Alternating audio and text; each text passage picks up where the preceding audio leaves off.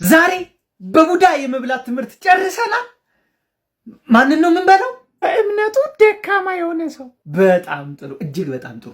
ለምን? ያው ፈታ ብሎ ለመኖር። ፈታ ብሎ ለመኖር እጅግ በጣም ጥሩ። አሁን ፕራክቲስ እናደርጋለን። አሁን ካንቺን ጀምር። ቢዩ ሃይ ጎበዝ፣ ትፊለት። አሁን ትፊለት። አሁን ደግሞ አንተ እንዳስተማርኩ ብላት።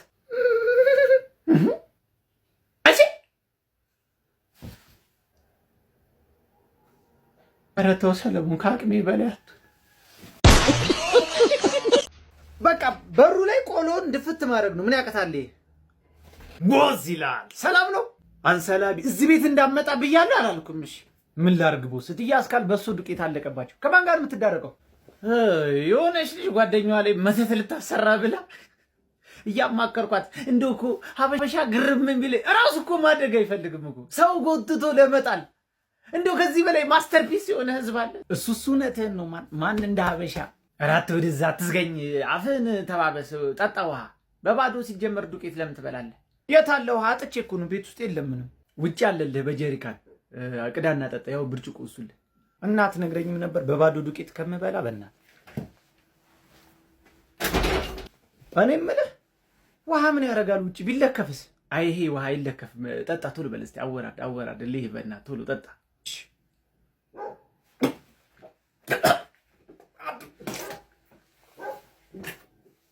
ምን አይነት ቀልድ ነው?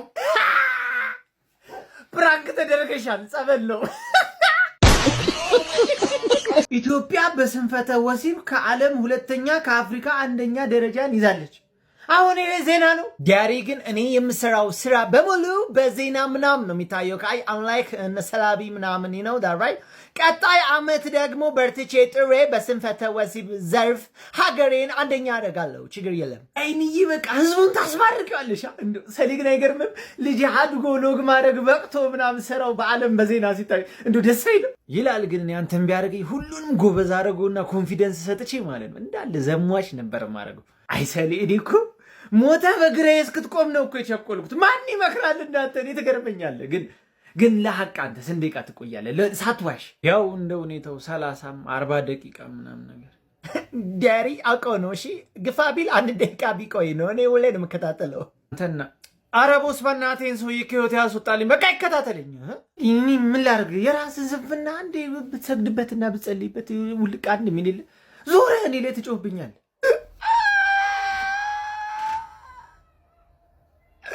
እናቴን ፈቀደች። እኔም ለኢትዮጵያ ሕዝብ ብዬ ፈረምኩ። ትህትና ልሰልባት ነው። በቃ ትህትና አክራሪ ናት ታውቃለህ። ትሞታታለህ። እሱ ጠፋኝ አልኩ። በቃ አንድ ነገር ላስቸግራችሁ፣ አንድ ነገር። ችግር የለም ምን እንርዳ? በእናቴ አልተሳካም። በቃ አባቴ እንዲቆጣ ይጸልዩልኝ።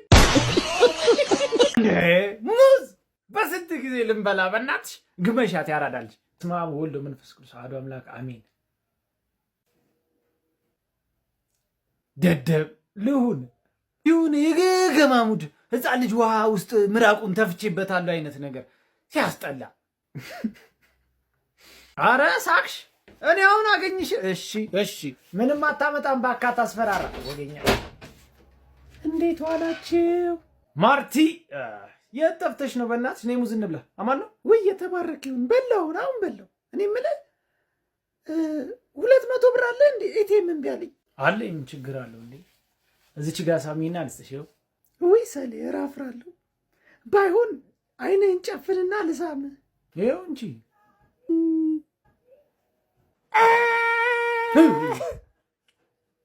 ሴጣን ሲፈትን ሴት ይልክባለሽ። እኔ የምልህ ዲያሪ ግን አርገውና የጠላት ጆሮ ይደፈን። ሰው ልሳ ቢገባ ምን ትላለህ? ግን ኧረ አንተ ይቅር ይበልህ። ማን ነው ይቅር ልበልህ?